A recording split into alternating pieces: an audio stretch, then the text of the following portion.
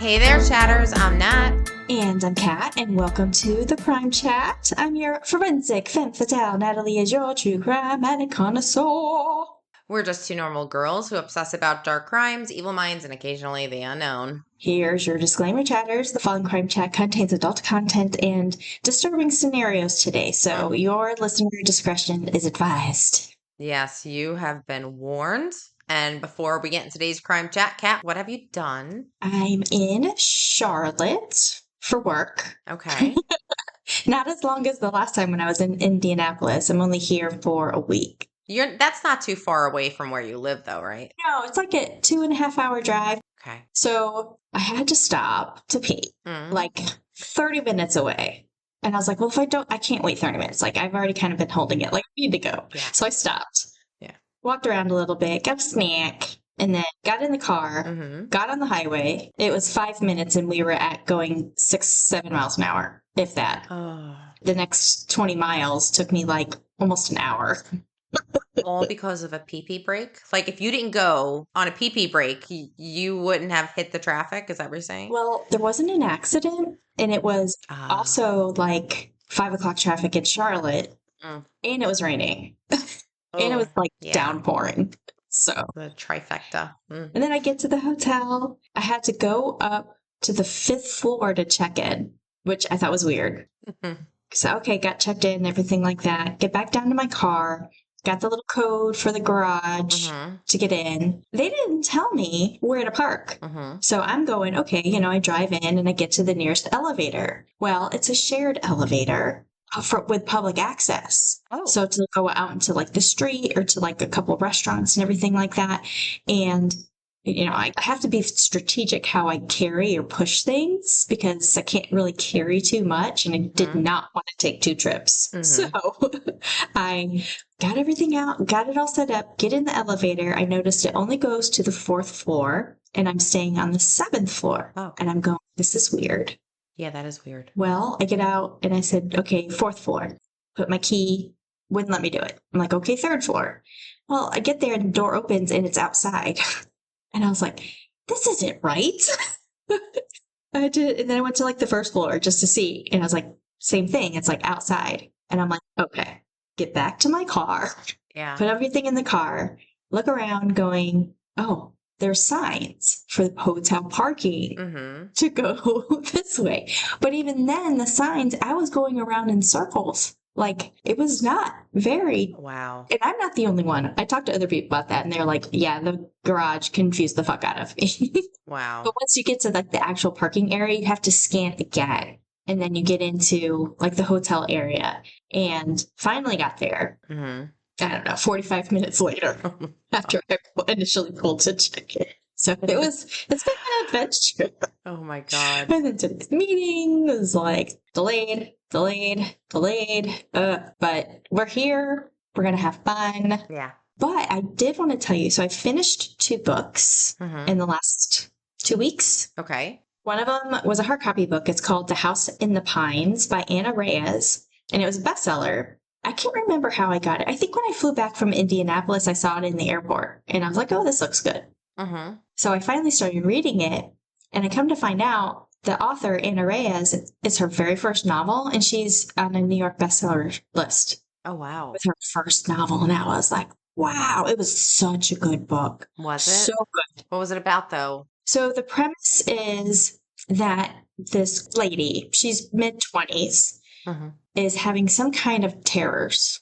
She was on Klonopin, but she was getting it like from a friend. Like she was originally prescribed it and then started getting it from her friend. Something happened with the friendship. She couldn't get the Klonopin anymore, so she started self-medicating with alcohol. She like didn't sleep at night, but there was also something else to it, right? So then she sees this video in one of her sleepless nights, goes to YouTube, sees this video that says woman dies on camera. And so she watches it, and it's a man and a woman going into a diner, and then she dies right there at the table. She looks at the man who turns around and looks at the camera, and that is the guy that she dated where all of these terrors and everything had come from, because when they dated when she was 17, her best friend died in their presence, and he was there. So he was doing, like, she always thought he did something to her. like he was doing something to her. Yeah. And it turns out that he was. But I'm not going to give it away because they don't tell you how he did it until about 2/3 of the way through the book. Wow. It's a huge plot twist. And I was just like, really? Wow. The only thing, I mean, so the resolution, it's concluded, right? It kind of brings it back around like full circle. Like there's a good conclusion to it. I just felt like the climax, like there could have been more. Okay. To it. How it all actually happened in like the climax, where all the stuff comes to fold, right? Because she did amazing with increasing the tension, doing a lot of flashbacks to this time when she just graduated high school, to meeting this guy, to present day. Like it was really good. And then how people always thought she was crazy because she told the police and she told her mom, like, people, like, he did something to her. I know he did something to her. There's some kind of spell that he put on her. People are going, yeah. You know, and even her psychiatrist was in the book, as it was written, was like, you know, there's no such thing as that, but okay. It was really good. All right. I could see why it was bestseller. And then the other one I just finished, which actually I listened to as an audiobook. That took me like 4 days. So fast. Because I started listening to it when I was going out and like walking and then like cleaning the house and everything. And do you remember, I think I had told you I read Elena Urquhart. She's a co-host from Morbid podcast. She wrote a book called The Butcher's Wren. Yes. This is a sequel called The Butcher's Game. Okay. And at the end of the book, Ash is interviewing Elena about the book. And it looks like there's going to be a third because she does leave it open towards the end of that book. Okay. Is it good? Definitely another good one. Like the first one, I loved the first one. The second one was interesting. Like it kind of fed off of the first one a little bit. And she actually started calling it now the Dr. Wren series because it is a sequel. And there's going to be hopefully a third book to this Dr. Wren series. Okay. So very cool. Yeah, I think it's great. I think it was great. And then because I had, like, what do I read now?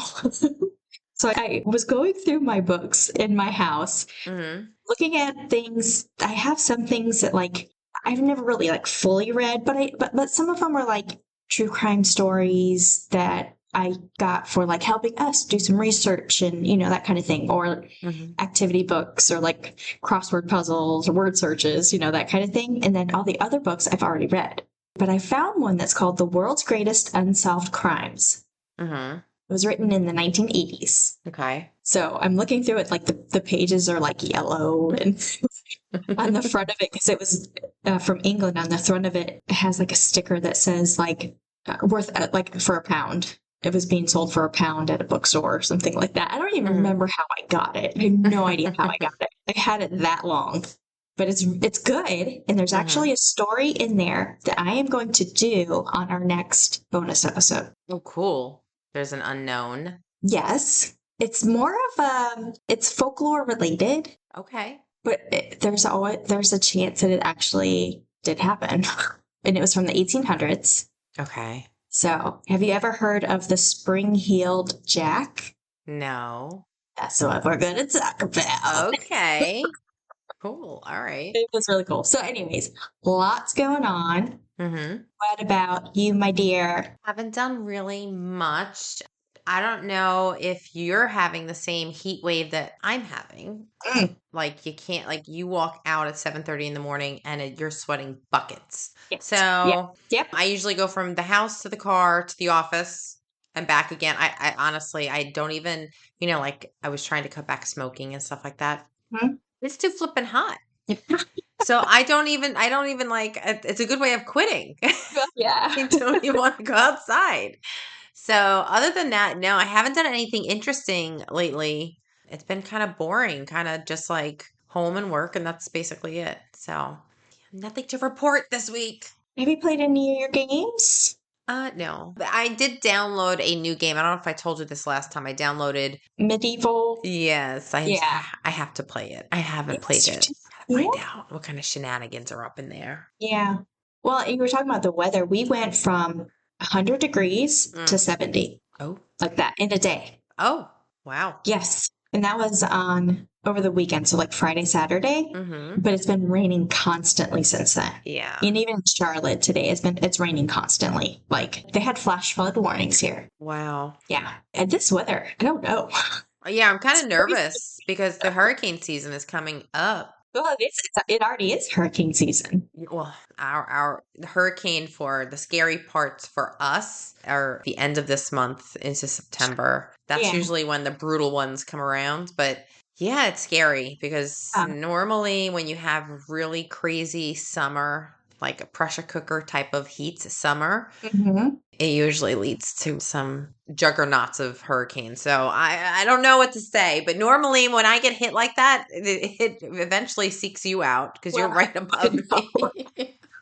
Well, we're not going to put that into the universe. How about that? No. But yeah, that's about it. Okay. So today, I don't know what you're doing your story on, as usual. But you asked me to do an intro on kidnappings and like stats and all that jazz, right? Yeah. So I pulled some information. I tried to kind of generalize it a little bit so I could do maybe not just in the United States, but all around the world. Okay. And it's really hard. With this intro, what I found is because reporting is so different all over the place. Right. Just even the word kidnapping isn't necessarily used. So it's just, there's so many nuances that I did my best, and here we go. Oh, it'll be great. Kidnapping is one of the most terrifying crimes anyone could imagine. The idea that somebody could be taken by force without warning and often for no clear reason is a fear that cuts across every culture and every country. Not all kidnappings end in violence, but many do, and some even end in death.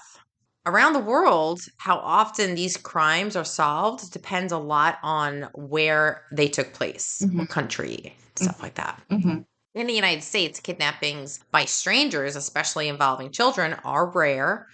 According to the United States Department of Justice, only about 100 children are kidnapped by strangers per year. Okay. Which is very low. I was going to say, that's a lot. People shouldn't be kidnapping people. True. But once again, the way it's reported. Yeah. So because I'm in Florida and we're number 3, unfortunately, we're number 3 when it comes to human trafficking in the amount of trafficked children. Is that because of like the higher immigration in Florida? I don't know. I'm not sure. I think it's because of the coast. Yeah. I think a lot of the children come over through on boats or do the coast. That's what I was thinking. Yeah, like the immigrating to it. Yeah. That number is much, much, much higher. Just add a couple of zeros when you're talking about trafficked children, especially in Florida. So that's why that number seemed a little low to me. I don't know. But, when these crimes do happen, they often turn deadly. Research by the U.S. Department of Justice and the FBI Behavioral Analysis Unit, hey, Jeb, shows that 76% of murdered children are abducted by strangers are killed within the first 3 hours. That short window is super critical. Yes. If rescuers miss that window, they are often recovering a body and not a living child or adult. And that's why a lot of times, too, a lot of them change that mandatory 48-hour, 72-hour window. Right. To see. They even still have that. I don't know. Not for children. They don't have. They have the alerts now. Well, the Amber Alerts. Yes. Yeah. So globally, tracking kidnappings is hard. Okay. Not every country defines kidnapping the same way. Some include cases where a parent takes their own child during a custody fight. They don't count like towards kidnapping, even though it kind of is. I mean, some countries include human trafficking as a form of kidnapping. Good. Others don't list it at all. Actually, they list it on a separate list. So it really is all over the place. Yeah. If they compile this list, like for instance, Florida, they didn't necessarily separate these cases when it comes to a child. If they're missing or if they're trafficked or something like that, they do open up the case where they need to find the parents. So they do go the extra mile. They consider that child either missing or kidnapped. But not every state does that. So I don't know. Because of these differences, there's no single accurate number of how many children or adults happen to be kidnapped worldwide. We don't know the number. The data just shows that it's inconsistent. But what is very clear is that in many parts of the world, police, the justice system, they don't necessarily have the tools, the training, and the resources to solve many of these cases. And many of these cases do go unsolved. So kids will just go missing. I think I told you this last week, right? That there was a person that I didn't meet, but there was a training with a person that was trafficked, saved, and then trafficked again. Oh, trafficked. Yeah. Isn't that crazy? Yeah. And they survived, thank God. Many of these cases, like I said, go unsolved and they also go unpunished. When kidnappings turn deadly, they become murder cases, and that's where more data is available. Sure, yeah. The global average clearance rate for homicide, that is the percent of murder cases that are solved. Research from the UNODC, which is the global study on homicide, shows about 50% to 70%, depending on the country. But in places where there's a lot of violence, little police training, unstable governments, that number can drop as low as 30%. Sure. So, yeah, that's a very low number. Now, for example, in parts of Latin America and the sub-Saharan Africa, most murderers are never caught. Even in the United States today, things aren't much better. However, back in the 1960s, police solved over 90% of homicides. Wow. That's excellent. That's great. And that's without DNA. Yeah, but that's without DNA. Yeah. But that's also, like, if you think about it, there wasn't that much technology back then. And before 1960s, we didn't have, I'm just thinking about where I grew up, we didn't have the Verrazano Bridge. And Staten Island was a graveyard for the mob. So the likelihood of a police officer just ending up on Staten Island for no good reason, I could only imagine how many bodies are in the dump. Oh, sure. So, like, I don't know. I don't know if that, I guess if it was reported or if the body was found, they did have a 90% success rate, which is good. It dropped significantly. Now, according to the FBI Uniform Crime Reports, today, that number is closer to 50%. That's still not bad, but it's still not Like good. you're saying, like, it could be reported. Right. If it's not reported, they can't count it. And that's what the Uniform Crime Report kind of puts up front. Yeah. Is that this has to go off of reported cases. Like all of it. We can't assume there's more murders or more kidnappings or more thefts or, vandalism or whatever than what's actually reported, which is fair. Yeah.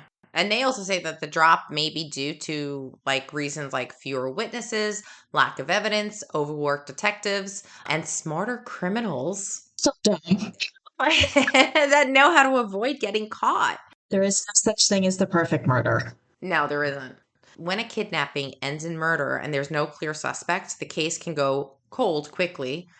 The longer it remains unsolved, the less likely that somebody will be brought to justice and serve some time. Yeah. And families are left with no answers. Communities are left on edge. And in far too many cases, the person responsible is never caught. Now, globally, the picture is bleak. In some countries, the chance of solving a kidnapping and possible murder is incredibly low.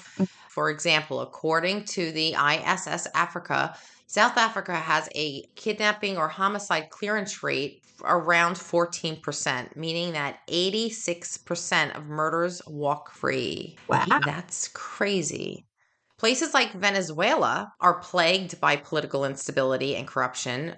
According to insightcrime.org, they solve only 10 to 12% of kidnappings and homicides. Yeah, because they're paid off otherwise. So low. My God.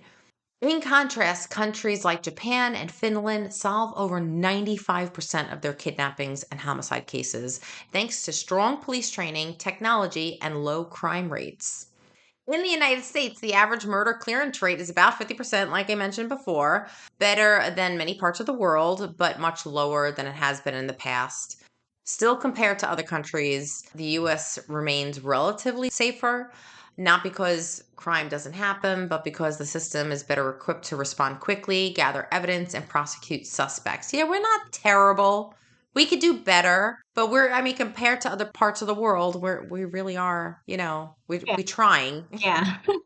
Now, some of the safest countries in terms of both crime rates and solved case percentages, and this is with kidnappings and murders, the safest places are Iceland, Norway, Singapore, and Japan. Meanwhile, the most dangerous regions for kidnappings and violent crimes include Mexico, which has a high cartel activity, weak local justice systems, Honduras, Nigeria, which is especially known for ransom kidnappings, Pakistan, and Colombia, although it is improving. Kidnapping, especially when it turns deadly, exposes deep cracks in the justice system around the world. And the statistics aren't just numbers. They represent real people, real victims, real families whose lives have been shattered. So I hope that is a light brushing of kidnappings. It's so hard to really we could probably do a whole damn episode on just the reporting aspect and the loopholes and the cracks of we don't really truly understand the numbers because nobody's reporting it as a conducive, structured. We need Jeb all over the place. I mean, when then there's different definitions and there's circumstantial, case by case. It's crazy. Things, it would be difficult to kind of really nail down. Well, I will report today that our kidnapping story is a good story. He is recovered. Oh. But we got to get into the details. Okay. So you know how exactly what happened and the craziness involved in it. So you may have heard this. It was in the news. It was international news last year. But the story goes, on Wednesday, February 21st, 1951, so before that 1960s time frame we were talking about, Luis Armando Albino was 6 years old, living with his mother, Antonia, although I did see her name variation as Antonia, and 10-year-old brother, Roger. They lived at 730 Brush Street, a small 2-room apartment in Oakland, California. There were 5 children, although I did see some reports that said there might have been more. But basically 2 boys, 3 girls. I did see another boy, Juan, and the girls. I'll kind of get to the names and stuff later. But they had just immigrated, Antonia with her family, from Puerto Rico to the United States to Oakland, California. She was separated or estranged from her husband, Felix, who I did see some indications that maybe he immigrated to Florida, or maybe they immigrated together and then he went to Florida, but I think he came back to California. I'll kind of get to that too. Okay. So Antonia and her children, they settled in Oakland, California. They'd only been there for 8 months. Louis did not speak English. He was playing at a playground in Jefferson Park in West Oakland with his brother Roger. A woman, speaking Spanish, lured Louis away and promised him candy. They were last seen by Roger leaving the playground, Louis and this woman. He was holding the woman's hand, and it was a woman that Roger had never seen before. She was about 30 years old, wore black slacks, had a green bandana around her head. She kidnapped him, flew him to the East Coast, where a couple raised him as if he was their own son. And throughout his entire life, Louis believed that they were his biological parents, and that was his biological family. Oh, my God. Can you imagine? No. And I think, so there was some kind of trafficking involved with it. He had no memory of his mom? So we'll kind of get to that a little bit, because he was 6. Yeah. There's some memories, right, that would be there. Roger comes home and says, Mom, this is what happened. Louis never came home, so she notified police when, quote, my little Juiso did not return that first night, saying, quote, it could only be some woman who wants a child because she has none of her own, end quote. And she contended, well, when she was asked by the police who would take him, she said, I don't have any enemies. I receive county welfare to take care of my family. I just got here.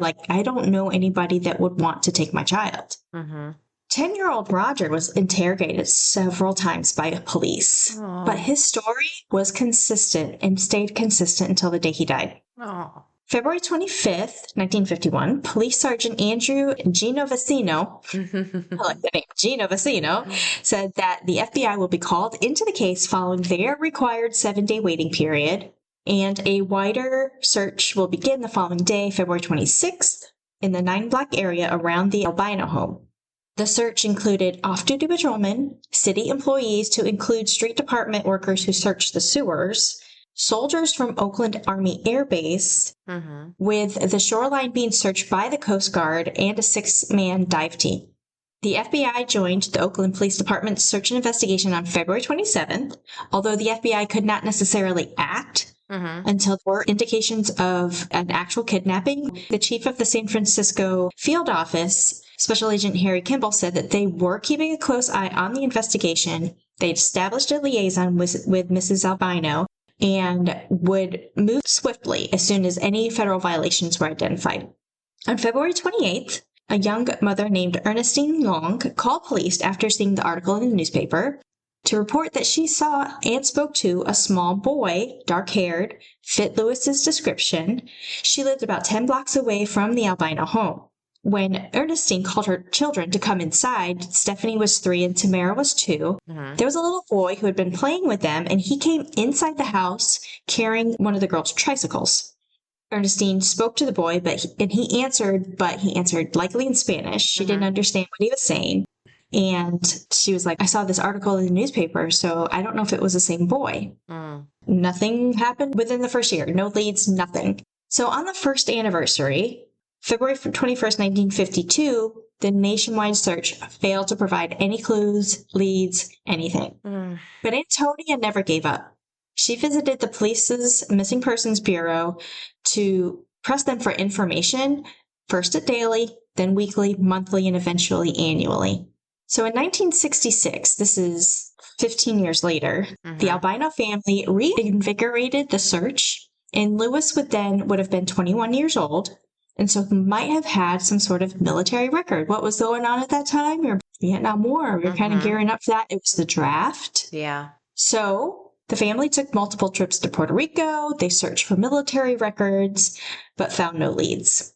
Oakland Police Lieutenant Dominic DeFrea told the Oakland Tribune in 1966, quote, "This is a rare situation when a boy disappears and doesn't eventually show up, alive or dead. I'd give an awful lot to find out why," end quote. Lewis remained missing for 70 years, over 70 years. But his California family kept him close.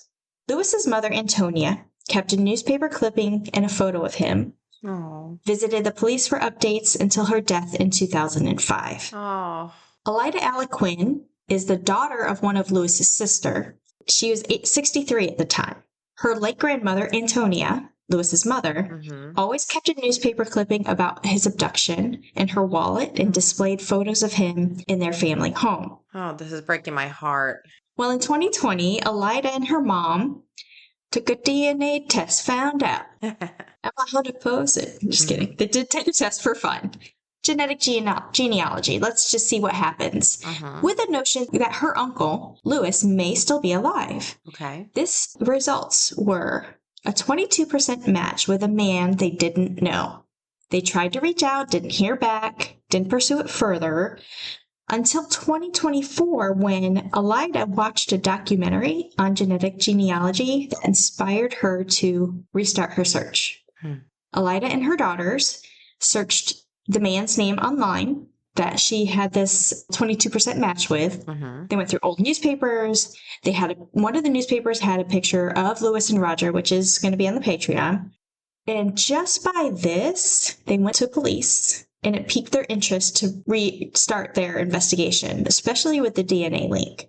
She went to local and federal authorities involving the Oakland Police, the FBI, and the Department of Justice. Investigators eventually agreed that this lead was substantial, and a new missing person case was opened. I didn't see anything that said they actually closed the other one, but I think they probably presumed death after maybe a certain number of years, which is possible. Yeah. But they did open a brand new case, and they acknowledged Elida's efforts, saying, quote, "It played an integral role in finding her uncle, and that the outcome of this story is what we strive for," end quote. So on June 20th, 2024, investigators informed Elida and her mother they found Lewis. Elida said, quote, "We didn't start crying until after the investigators left. I grabbed my mom's hands and said, 'We found him.' I was ecstatic." This is bringing me to tears actually right now. Yeah. It's very emotional. So 4 days later, June 24th of 2024, with the assistance of the FBI, Luis came to Oakland to visit members of his family and meet Alida, her mother, and other relatives.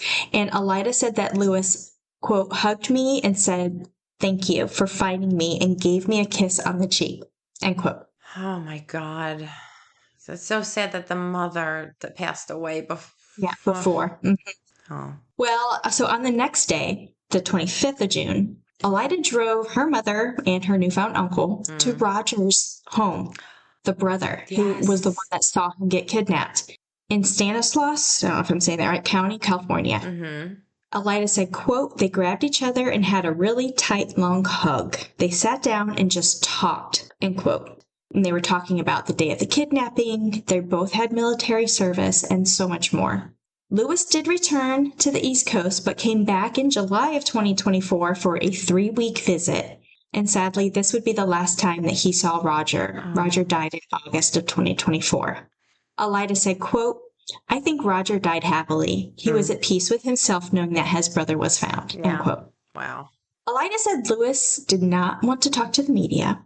His exact location of where he's been on, it's only said East Coast. Mm-hmm.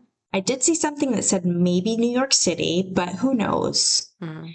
Alida also said Luis had some memory of his kidnapping, but the adults in his life, who he assumed was his biological family, never gave him any answers.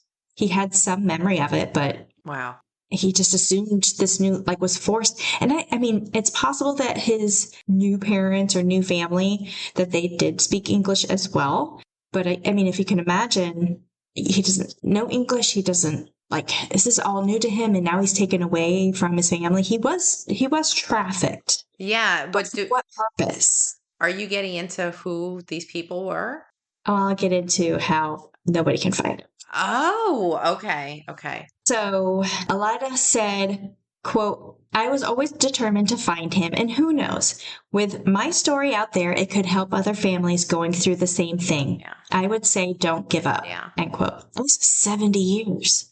So Alida did say, like I said, Luis or whatever name he legally goes by, he didn't talk, but she did say that he's a father, a grandfather, a retired firefighter, a U.S. Marine Corps veteran who had 2 tours in Vietnam. Wow. While the missing persons case is closed, the kidnapping is still an open investigation. 1951. That's now it's 74 years, right? Yeah. So I will say there was a huge gap of information between the timeline that Luis was kidnapped and then found. He went under a different name. He had no idea, this other life. I mean, he maybe had some memories, like Alida said, of the kidnapping, but he didn't know, So his name that he went by and the name that was listed on the genealogy, which I think was 23andMe, was his name that has not been ever reported, his legal name. Okay. Not his birth name, but his legal name, because obviously he was renamed. There were also some inconsistencies with the name. A lot of newspapers reported the last name as Albino, Alvino, but it was actually Albino, Albino. Okay. And it took me forever to find the newspaper clippings because I'm like, a 6-year-old boy who's kidnapped, that's got to be in the news in Oakland, right? I'm like, why can't I find his name? So I decided to search town, city. I had other nomenclatures in how I searched it, and I finally found it. And then I found it was okay because it was reported. The newspaper had the incorrect spelling. Okay. And then I mentioned too, Antonia's name was a variant of Antonia. It also said Antonia and Felix were separated when they immigrated in 1951. But I found an article in June 17th, 1966 that indicated Felix might have died. Oh. It's possible he was remarried to a woman named Dolores. And this was per an obituary. It listed the surviving children with similar names of Antonia as Ida Eloquin, Ada Correa, Haiti Silva, Jose Albino, and Roger Albino. Now they are V's, not B's. Now, he was 57 and lived in Oakland. So I think he did move back to Oakland. Maybe after all of this happened, maybe they actually got divorced, because the next obituary I found was Antonia's. And she was remarried, and it's Antonia Rodriguez Correa, passed away March 2nd, 2005. Her surviving children were Haiti Rodriguez, Jose Antonio Albino, Roger Albino, and Ada Eloquent. So some of those same names were the same names as the Felix one, which that's why I think it was I think that's who it was. Now, Antonia's husband, Jose Carrera, died March 3rd, 1983 in Oakland. And it listed him as the loving father of the same children. Ada Correa, Ada Silva, Ida Eloquin, Roger Albino, and Jose Albino. He was 84 years old and a native of Mexico. I just thought that was interesting because if you talk about like name variations and how they were all kind of tied into these people lived their lives. While Antonia was very devoted and wanted to get to the bottom of it, I mean, there were still lives that were lived, in the midst of it. We just don't know what Louis' life was like. Yeah. In that 70 plus years of assuming his family was his actual family. Yeah, and I'm assuming that's one of the reasons why he wants to keep like his trap shut, because honestly, he was raised by two people who are unnamed, who he's not giving up, probably. No, because he probably does love them. He probably, I mean, if he had the life that you're saying, they probably have passed. I mean, right. He's almost 80, so I imagine that they probably have who he thought were his parents had passed. Yeah. Wow. That's just crazy. That is a crazy story. I feel so bad for the mom. She never stopped searching for her baby. No. And I hope she saw that he was okay somewhere in heaven. And oh my God, that gave me chills. I didn't write it down for some reason. I didn't write it down in here, but the one daughter who I think was Antonia and Jose's daughter, because she had the last name of Correra, Ada Carrera, died before Antonia did. Oh. I don't know what or anything like that, but she did lose. She lost.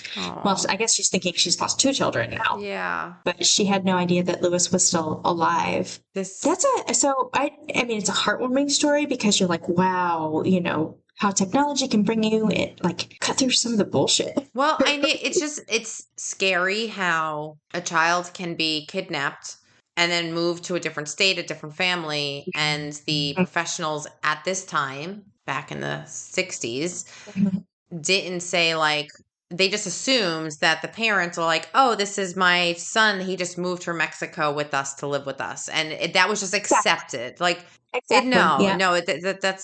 That's ridiculous. I mean, it does happen, but it's just to assume it. I think we know better. We've seen the really harsh reality of trafficking, and we know better just to assume that when two adults just show up with a 6-year-old child out of the blue, there's no papers, no nothing, no way of tracking this. No, they could have been forged, I suppose, but yeah, also that's true. So I think Antonia's intuition was right. Is that the only reason they took my child is because they don't have a child of their own? Yes. And I'm thinking that whoever, I guess you could say, adopted him, purchased him. Yeah. They purchased him, and whoever crime family or whatever were in charge of finding a child. Yeah. They went and they purchased him. Oh my God. Paid off the kidnappers just to be able to have, because if there's no other indication, which it's possible there could be, but there's nothing else out there that says he was trafficked to, 3 or 4 times or gone to a couple different families. Right. It seemed like the family that he went to is who he stayed with and who raised him. But it just kind of makes me feel like he was purchased then. Yeah, that's a good point. A child. And so the two people that spent that money, I mean, it seems like he had a good adult life where he served his country. Yeah. And he was a fireman. So it seems like he was an upstanding member of the community. So he got that from somewhere. So wow, that's crazy. But I mean, so a lot of heartwarming points. He got to see Roger. Yeah. The last time he saw him was when he was abducted. So imagine being Roger, though, going through life and thinking like, I saw my brother walk away with a stranger. that must have killed him. That must have killed him. Yeah. So I'm glad he got that closure, as 70 years later. Wow, that's crazy. So that's the lost and found story of Luis Armando Albino, aka whatever his assumed name is now. Yeah. Is he still alive? Yes. Yeah. He is. Okay. So at least I believe so. I didn't see anything indicating that he had passed. Okay. The pictures that you'll see if you search it, I'll have on the Patreon, but the ones that you'll see most, because he did not, again, talk to media. He didn't want anything like that. Anything that came out was through his niece, Elida. Was him in a picture of him with his brother, Roger. Roger is on oxygen. So you can tell he's not doing well. And he was 4 years older than Lewis. So he was 10 and Lewis was 6 at the time of the kidnapping. So wow. It has a couple other family pictures. They had this huge thing for him in California. It was great that he went back out to visit again, but I don't know, since July of last year, so a year. Yeah.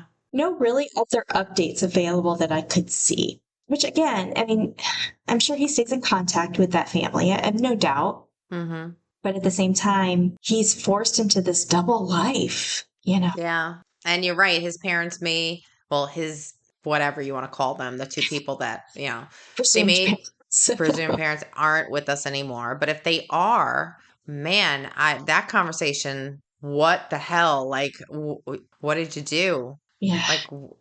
So I'm assuming that, yeah. And I don't know. Anybody else who would have known about this either weren't talking or had already passed. Wow. So I don't even know that Lewis will get any answers. No. I don't think he's searching for him. I think he's old enough to be okay, it is what it is. If he has children, grandchildren, I mean, he's probably just looking forward and not back. Yeah. You can't. There's nothing. He was a victim of circumstances. He wasn't asked to be abducted. But Which is actually an interesting point, though, because his children and grandchildren, if they were to do a genealogy, they would get these weird reports going, why isn't grandma and grandpa showing on... Wow. Yeah. I just thought about that. That's crazy. My God. Can you imagine? Anyways. So that's the story. Well, thank you for doing that. If anybody has any updates, let us know. If you know any information about Lewis or kind of what he did. Obviously, he's a war hero, firefighter, family man. Yeah. We know those things about him. But if I'm sure his mom would be very proud of the man that he eventually became. So yes. Yeah. So yeah. That's a heartwarming story. Thank you for doing that. But it breaks your heart, but it heals you, and then it breaks you again, Kat. It's it's a heartbreaker. All right. Love shaker. Yeah. Okay. Don't mess around with me. All right. Well, we wouldn't dream of leaving you hanging. I know Kat's got plenty of extra information and chilling details and twists about this case that she's going to post in the Patreon. So check out After That Crime Chat, available exclusively on our Patreon. Don't forget to follow us on our socials, CrimeChat with Nat and Kat on Facebook, Instagram, YouTube, TikTok, X, and Rumble. See what we got going on. Yes. Want more chilling content behind the scenes chaos? Become a VIP chatter to our Patreon. You'll unlock bonus episodes, bloopers, exclusive sneak peeks, and even free merch. And yes, we've got some criminal goodies in the works. So support the show, fuel your obsession with the weird and the wicked, and join the Crime Chat chatter crew in style. And check out our next episode coming up. It is Natalie's story. And we're all going to be surprised. Yes, we are. Even Natalie. It's going to be a doozy. It's going to be a doozy. Well, you don't want to miss it. And we'll see you on the next Crime Chat.